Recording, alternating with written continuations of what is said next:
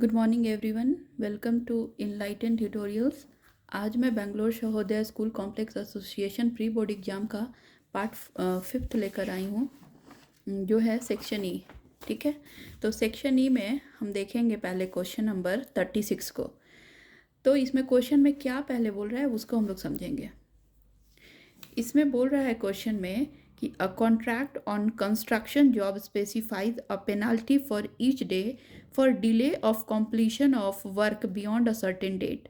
ठीक है, तो the penalty for nth day is calculated using an expression 50 into 3 plus n।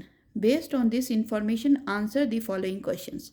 तो उसमें बोला है कि किसी भी एक कॉन्ट्रैक्ट ऑन कंस्ट्रक्शन जॉब, एक कंस्ट्रक्शन जॉब पे किसी को कॉन्ट्रैक्ट दिया गया है। ठीक है, और मान लो कि उसको कॉन्ट्रैक्ट में बोला गया है कि आप इस वर्क को 100 डेज, सपोज 100 डेज या फिर 50 डेज, मतलब एक सर्टेन डेज में उस वर्क को कंप्लीट करना है। उस कॉन्ट्रैक्ट में ये मतलब है, कॉन्ट्रैक्ट एक दिया गया है किसी भी कंस्ट्रक्शन के लिए। सपोज एक बिल्डिंग के कंस्ट्रक्शन के लिए किसी को कॉन्ट्रैक्ट दिया गया है और उस कॉन्ट्रैक्ट को 100 डेज में पूरा करना है। ठीक है, तो the penalty for the nth day is calculated using an expression 50 into 3 plus n। अगर मान लो कि वो 100 डेज के बदले 101 या 102 या फिर 110 डेज ले रहा है, तो हर डे के लिए 50 इंटू 3 प्लस n पेनाल्टी उसको लगेगा। सपोज अगर एक दिन उसको डिले हो गया, 100 डेज में करना था पर 101 डेज में अगर वो कंप्लीट किया, तो उसको 50 इंटू 3 प्लस 1 दैट इज़ 4, मतलब कि 4 इंटू 5 दैट इज़ 200 रुपीज़ उसको फाइन देना पड़ेगा। ठीक है, तो the penalty for nth day is calculated using an expression इतना। ठीक है, तो nth डे के लिए सपोज 2 डेज के लिए वो डिले कर रहा है तो इसको इतना लगेगा पेनाल्टी। ठीक है, तो based on this expression answer the following question. अब इस इंफॉर्मेशन को लेकर आपको क्वेश्चंस को आंसर करना है। ठीक है, तो right the first 4 terms of AP representing the above situation and rights is common difference. तो इसने बोला है कि फर्स्ट 4 टर्म्स ऑफ एपी आपको लिखना है। मतलब क्या कि अगर मान लो एक दिन नहीं आया तो फर्स्ट डे में कितना पेनाल्टी, सेकेंड डे में कितना, थर्ड डे में कितना, फोर्थ डे में कितना, ऐसे करके आपको निकालना है। ठीक है, और उन सब का कॉमन डिफरेंस भी निकालना है। सपोज फर्स्ट डे और सेकेंड डे है तो फर्स्ट डे और सेकेंड डे के बीच का कितना कॉमन डिफरेंस है, लाइक दैट। ठीक है, तो यहाँ पर देखो सॉल्यूशन मैंने कैसे किया है। See here, see penalty for nth day is calculated by 50 into 3 plus 1 according to the question. ठीक है, अब देखो penalty for first day is 50 into 3 plus 1 that is 200। Penalty for second day is 50 into 3 plus 2 that is 250। Penalty for third day is 50 into 3 plus 3 that is 300। अगर वो 3 दिन delay करेगा तो उसको 300 एक्स्ट्रा देना पड़ेगा। अगर वो पेनाल्टी फॉर फोर्थ डे, नहीं 3 दिन नहीं, थर्ड डे के लिए उसको 300, सेकेंड डे के लिए उसको 250, फर्स्ट डे के लिए उसको 200 देना पड़ेगा। तो फर्स्ट डे के लिए 200 पेनाल्टी, सेकेंड डे के लिए 250। अगर मैं 2 दिन का पूछूंगी तो 200 प्लस 250। अगर मैं लगातार 3 डेज का पूछूंगी तो 200 plus 250 plus 300, like that. Fourth day के लिए penalty 50 into 3 plus 4 that is 350। ठीक है, अब इसमें पूछा गया है, हाँ तो इन्होंने बोला है कि एपी कितना होगा, मतलब इसका जो है ना, इसका अरिथमेटिक प्रोग्रेशन क्या होगा। तो 200, 250, 300, 350 और इन सब का डिफरेंस जो है ना वो कितना आएगा 50। आप 350 से 300 को सब्ट्रैक्ट करो या 300 से 350 या 250 से 250 ही आएगा आपको डिफरेंस। ठीक है, अब पूछा है ratio of penalty amount for first day to the penalty amount for the 30th day. तो penalty amount for first day by penalty amount for 30th day is equal to 200 by 50 into 3 plus 30। First day का 200 हमने यहाँ से निकाला है, 30th day का क्या हो जाएगा 50 इंटू 3 प्लस n कितना है 30, तो 3 प्लस 30 दैट इज 33। तो हमारा 200 बाई 50 इंटू 33 दैट इज कितना मिलेगा 200/1650। आप इसको सिंपल फॉर्म में 4/33 लिख सकते हैं। ठीक है। क्वेश्चन नंबर 3 इसने पूछा है, इसी में थर्ड पार्ट इसका है। Find the ratio of penalty for, sorry second part है ये, हाँ ये हो गया। Find the ratio of penalty amount for the first day to the penalty amount for 30th day. ये हमने कैलकुलेट कर लिया। हमारा थर्ड है, the construction is delayed by 30 days all together. मतलब कंस्ट्रक्शन में डिले 30 डेज का हुआ है। तो if the construction company has paid the penalty amount for the first 15 days, मतलब कंस्ट्रक्शन कंपनी ने फर्स्ट 15 डेज के लिए दे दिया है पेनाल्टी अमाउंट, तो how much do they need to pay for the remaining 15 days. तो रिमेनिंग जो बचे हुए 15 डेज हैं उसके लिए उनको और कितना देना पड़ेगा डिलेड अमाउंट। तो यहाँ से देखिए, the construction is delayed by 30 days all together. If the construction company has paid the penalty amount for the first 15 days, how much do they need to pay for the remaining 15 days. तो यहाँ देखिए, amount to be paid, कितना amount उसको pay करना होगा। First 15 days का हो चुका है, रिमेनिंग 15 डेज का चाहिए। तो हम क्या लिखेंगे, S30 माइनस S15। ठीक है, sum of the amount for 30 days minus sum of the amount for 15 days. तो S30 इज इक्वल टू, हमें पता है formula, SN is equal to N/2 into 2A plus N-1D। ये फार्मूला होता है, यहाँ पर देखिए लिखा हुआ है SN is equal to N/2 into 2A plus N-1D। अब देखो SN है तो N/2 क्या हो जाएगा 30/2 इंटू 2A, 2 हमारा फर्स्ट टर्म 200 है, प्लस 30 माइनस 1, N हमारा 30 है माइनस 1 और डिफरेंस हमारा 50 है। तो जब आप इसको कैलकुलेट करोगे तो आपको 27,750 मिलेगा। तो ये टोटल 30 डेज़ के लिए पेनाल्टी है। अगर मैं फर्स्ट 15 डेज़ की पेनाल्टी की बात करूं तो यहाँ पर S15 से हम फिर से N/2 into N-1, N/2 into 2A plus N-1D से कैलकुलेट करेंगे। तो 15/2 into 2 into first term is 200 plus N-1, that is 15 minus 1 into D, difference हमारा 50 है। तो 50/2 इंटू 400 प्लस 14 इंटू 50। ठीक है, तो 50 into 2 into 400 plus 700 that is 1100 equals to 8,000 and 1200। ठीक है, तो हमारा फर्स्ट 15 डेज का अमाउंट हो जाएगा 8,250 एंड टोटल अमाउंट जो है ना 30 डेज के लिए हमें 27,750 है।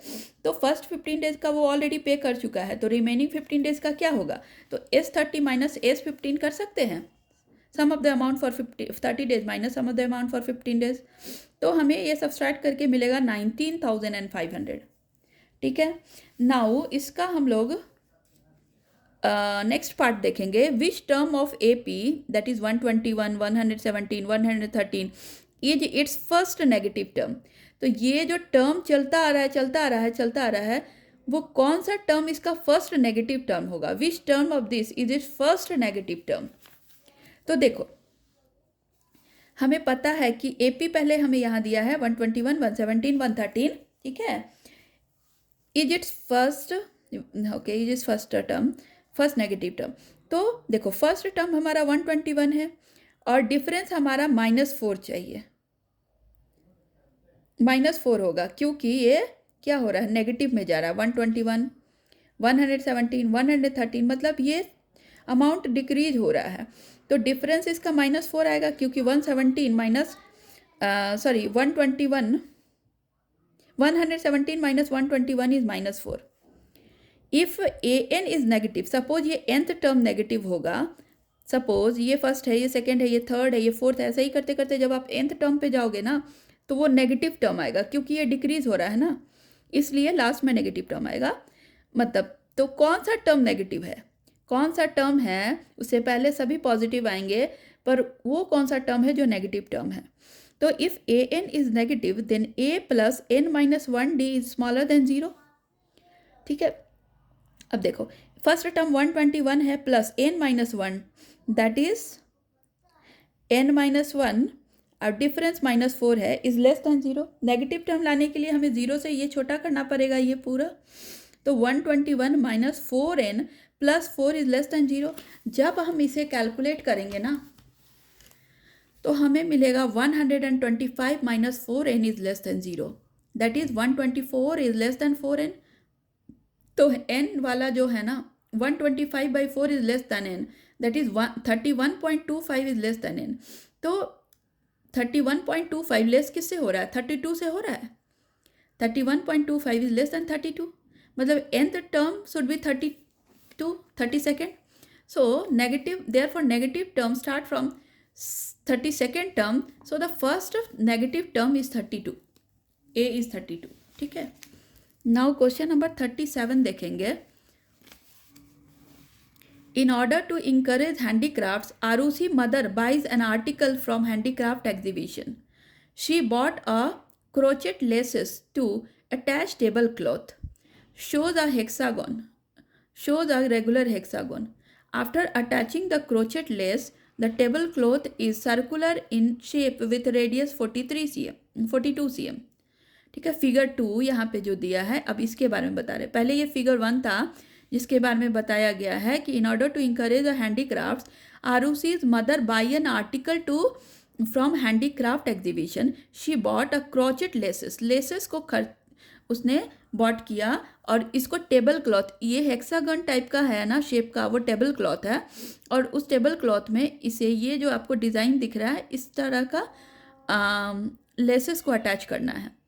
After attaching a crochet less the table cloth is circular in shape. जैसे ही उसको अटैच कर देंगे ना तो टेबल क्लॉथ सर्कुलर शेप का हो जाएगा और उसकी रेडियस हो जाएगी 42 cm। ठीक है, तो figure 2 shows an isosceles right triangle.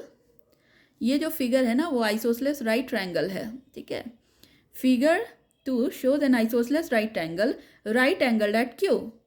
After attaching a crochet lace it is in the shape of sector. जब आप इसको, पहले तो ये आइसोसेलेस राइट ट्रायंगल था, जब आप एक लेस, ये वाला लेस इस पर अटैच करोगे ना तो ये एक सेक्टर बन जाएगा। ठीक है, it is in the shape of a sector of radius 21 cm। Observe the figures and answer the question given below. अब आपको आंसर करना है क्वेश्चंस को। Find the area of triangle AOB nearest to 2 centimetre square. आपको AOB का area निकालना है। Find the area of AOB, triangle AOB का एरिया निकालना है और to the nearest centimetre square. तो एरिया कैसे निकालते हैं हम लोग? तो देखो हम लोग क्या करेंगे ना कि देखो ये एक इक्विलैटरल ट्रायंगल बनेगा। अब आप पूछोगे मैम ये कैसे?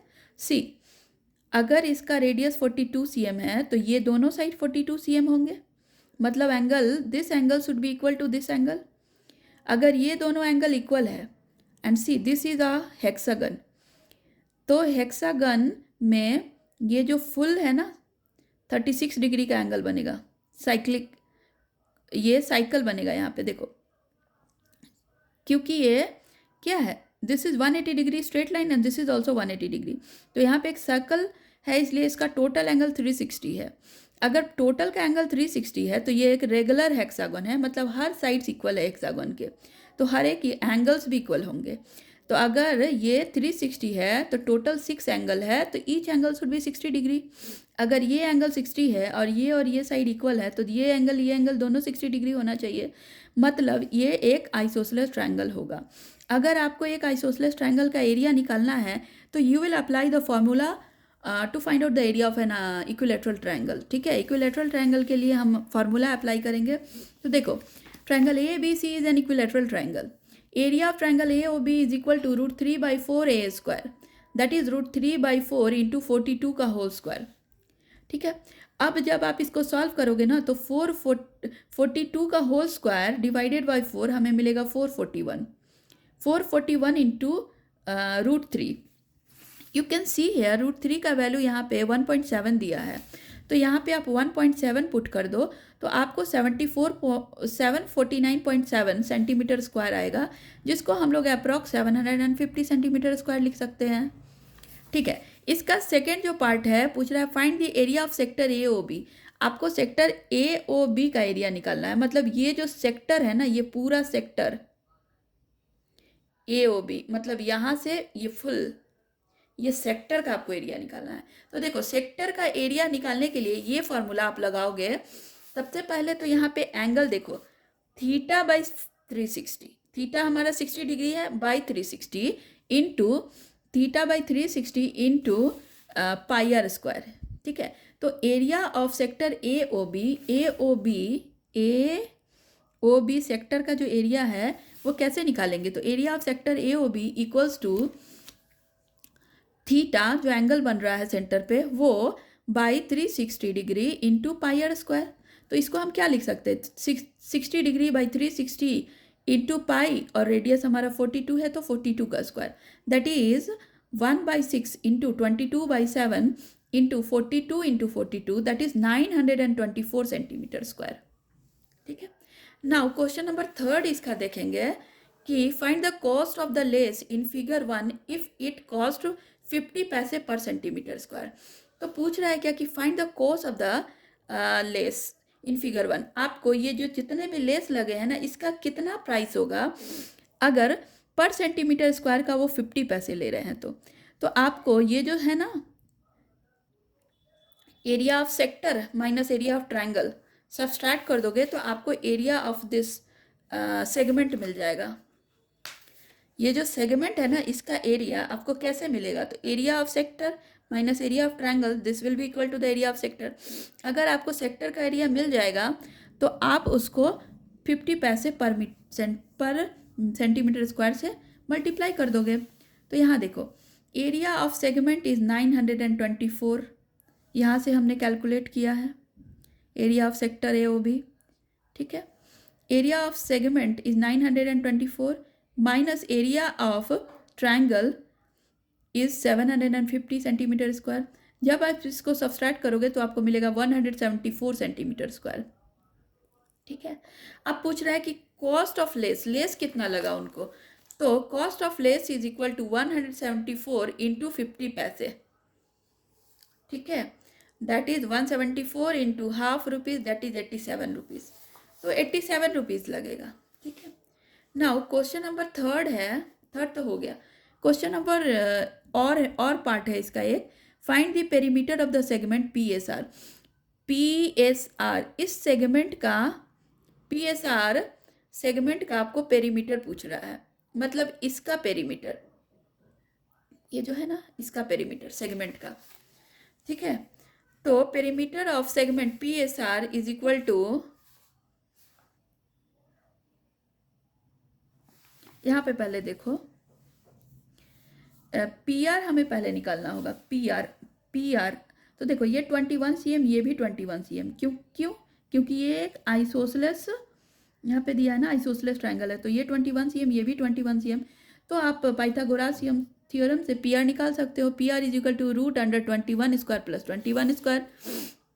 तो देखो यहाँ पर 21 रूट 2 आंसर मिलेगा, और रूट 2 का वैल्यू यहाँ पर दिया है 1.4। सो आप यहाँ से वैल्यू PR का फाइंड आउट कर सकते हो, दैट इज 29.4। अब देखो आर्क ऑफ लेंथ PR का PR जो है ना उसका आर्क ऑफ PR ये जो आर्क है ना इसका लेंथ अब हमें पता करना है। हमने PR सेगमेंट का तो PR लाइन सेगमेंट का तो पता कर लिया, PR आर्क का हमें पता करना है। तो देखो length of PR is equal to theta by 360 into 2 pi r. Perimeter का जो होता है ना formula 2 pi r into theta by 360 degree. तो देखो 60 बाई देखो एक सर्कल का जो पेरीमीटर होता है ना वो क्या होता है 360 बाई 360 इंटू 2 पाई आर, क्योंकि एंगल 360 डिग्री वो बना रहा होता है। लेकिन अगर मैं एक छोटे से आर्क की बात करूं तो वो एक थीटा एंगल बना रहा होगा। तो theta angle by 360 into 2 pi r, that is 60 by 360 into 2 into pi into r. तो आपको इसका आंसर 22 cm मिलेगा, ये लेंथ ऑफ PR आर्क। तो अब देखो पेरीमीटर ऑफ द सेगमेंट क्या होगा। Perimeter of the segment is length of PR line segment plus length of arc PR। तो 29.4 प्लस 22 दैट इज 51.4 सेंटीमीटर इसका आंसर होगा, ठीक है। नाउ क्वेश्चन नंबर 38 देखेंगे। 38 क्वेश्चन में उन्होंने कहा है कि ये देखो पहले students of school are standing in rows and columns in the school playground. एक स्कूल प्ले ग्राउंड है यहाँ पे, और बच्चे है ना रोज एंड कॉलम्स में बैठे हैं, ठीक है। ये हमारा कॉलम हो गया और ये रो हो गया, बच्चे रो एंड कॉलम में ऐसे ऐसे बैठे हैं। Based on the above answer the following question, आपको आंसर करना है इस क्वेश्चन का। The victory stand for prize distribution will be placed at the mid point of straight line between A and C. A और C के बीच में एक मिड पॉइंट निकालो। पहले तो हम ए का कोऑर्डिनेट्स निकालेंगे। ए का कोऑर्डिनेट्स देखो, पहले एक्स एक्सिस दैट इज 2, फिर वाई एक्सिस दैट इज 5। तो ए का कोऑर्डिनेट 2 5 हो जाएगा। नाउ डी का कोऑर्डिनेट्स निकालेंगे, तो डी का कोऑर्डिनेट्स क्या हो जाएगा 6 2, ठीक है। तो 2 5 ए का कोऑर्डिनेट, डी का कोऑर्डिनेट 2 6।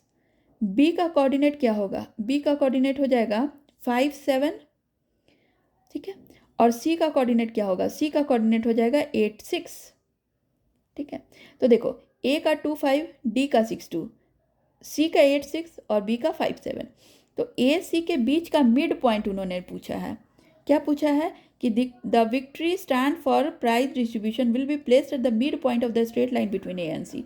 ए एंड सी के बीच में जो मिड पॉइंट होगा उसका कैसे निकालोगे, तो आप इस ग्राफ से भी देख सकते हो। सी हियर, ये हमारा एक्स एक्सिस 5 है और वाई एक्सिस देखो 5 और 6 के बीच में है, तो हम लोग इसको 5.5 कर सकते हैं। एक तो ग्राफ से भी कर सकते हैं और दूसरा आप इसका कोऑर्डिनेट्स निकालो मिड पॉइंट का। तो कैसे करेंगे, 8 + 2/2 दैट इज 10/2 हमारा 5 मिलेगा, ओके। ये एक्स कोऑर्डिनेट है और वाई का क्या हो जाएगा 6 + 5/2 दैट इज 11/2 दैट इज 5.5, ठीक है। तो वही मैंने यहाँ पे किया है। The coordinates of the victory stand mid point of A see that is 8 + 2/2, ये एक्स का है, और 6 + 5/2 दैट इज 5.2। 5 और 5.5 हो जाएगा इसका कोऑर्डिनेट्स इस मिड पॉइंट का। नेक्स्ट क्वेश्चन उसने पूछा है कि if B has to run his position to the victory stand what is the distance he will cover, ठीक है। तो अगर मान लो कि इफ, क्या है question, if B has to run his position to the victory stand, तो B को अगर मान लो अपने पोजीशन से विक्ट्री स्टैंड पे आना है तो कितना डिस्टेंस कवर करना होगा। तो बी का कोऑर्डिनेट 5 7 है और जहाँ पर उसको आना है उसका कोऑर्डिनेट है 5 5.7 5.5। तो आपको इसका क्या निकालना होगा, डिस्टेंस फार्मूला से डिस्टेंस निकालना होगा। तो हमें पता है कि बी और ये जो पॉइंट है ना इसको ओ मान लो सपोज, तो बी ओ का डिस्टेंस क्या हो जाएगा, B O is equal to 5 - 5 का √5 - 5 का होल स्क्वायर प्लस 7 - 5.5 का होल स्क्वायर। तो देखो यहाँ पर वही किया है, the distance between B and the victory stand O मान लो इसको इक्वल्स टू 5 √5 - 5 का होल स्क्वायर प्लस 7 - 5.5 का होल स्क्वायर दैट इज √2.5 का whole square that is 2.5 units, 2.5 units, ठीक है।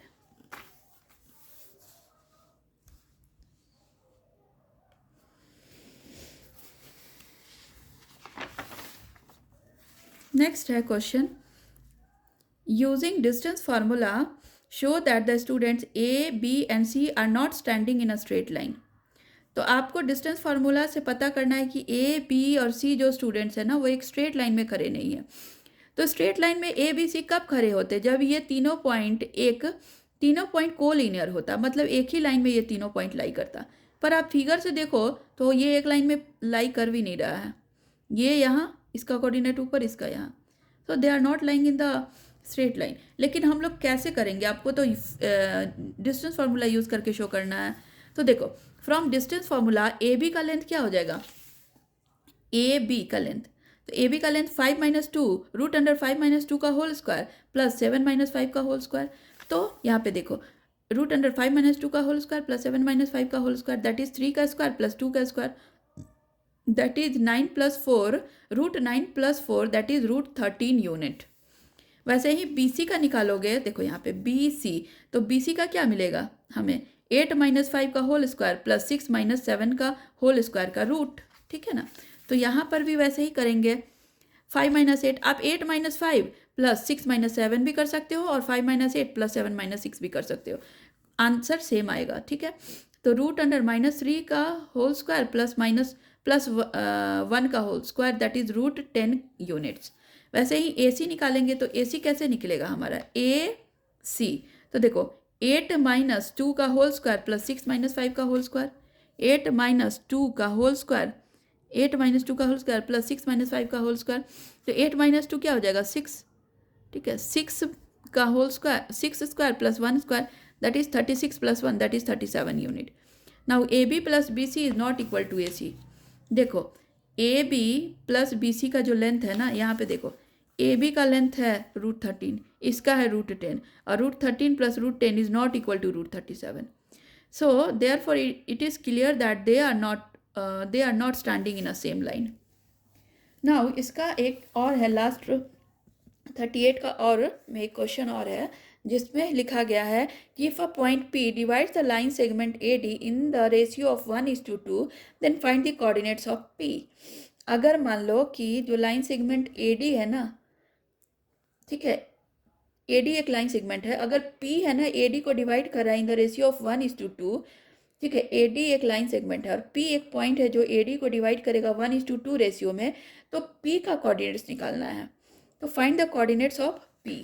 तो इसके लिए हम क्या करेंगे ना कि if P divide the line segment AD in the ratio of 1:2 then using the section formula Pxy is equal to mx2 plus nx1 by m plus n और my2 plus ny1 by m plus n, ये एक section formula है, ठीक है, इसको आपको याद करना पड़ेगा। Pxy का जो कोऑर्डिनेट्स है वो क्या हो जाएगा, mx2 plus nx1 by m plus n, where m and n are the ratio, या 1:2 रेशियो है ना, वही है, ठीक है, 2:1 है, क्या है 1:2 है, सॉरी। तो देखो, तो क्या करेंगे क्या कि mx2 मतलब 2 × 2 प्लस 1 × 6/3, यहाँ देखो ये 1:2 है ना, तो 2 × 2 plus 1 × 6 divided by m plus n, 2 × 2 plus 1 × 6 divided by m plus n that is 3। Again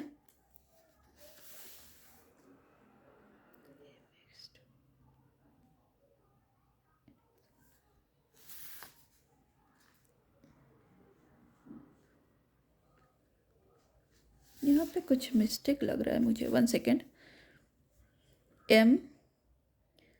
m हमारा क्या है 1 × x2 क्या है हमारा 6 प्लस n क्या है 2 × x1 2/3, और यहाँ पे क्या हो जाएगा mx2 my2 m again m 1 y2 2 plus 2 × 5/3, तो क्या मिलेगा 6 प्लस 4/3 और 3 प्लस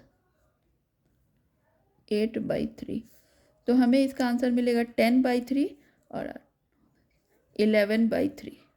सो यहाँ पर बाय मिस्टेक कुछ गलती हो गई थी, ठीक है, यहाँ पे आप इसको क्रॉस कर देना, दिस इज इनकरेक्ट, ओके। यहाँ पे Pxy is equal to mx2 plus nx1 by m plus n, हमारा m1 है ना कि 2 है, m1 है और n 2 है, तो 1 × x2 plus 2 × x1 by 2 plus 1, तो ये हमारा हो जाएगा 1 × 6 प्लस 2 × 2/3, और यहाँ पे 1 × 2 प्लस 2 × 5/3, ठीक है, तो 6 प्लस 4/3 और 8 प्लस 3/3 दैट इज 10/3 और 11/3, ठीक है। तो थैंक यू सो मच हमारे वीडियो पे बने रहने के लिए, और आप हमारे चैनल को लाइक सब्सक्राइब एंड शेयर करें।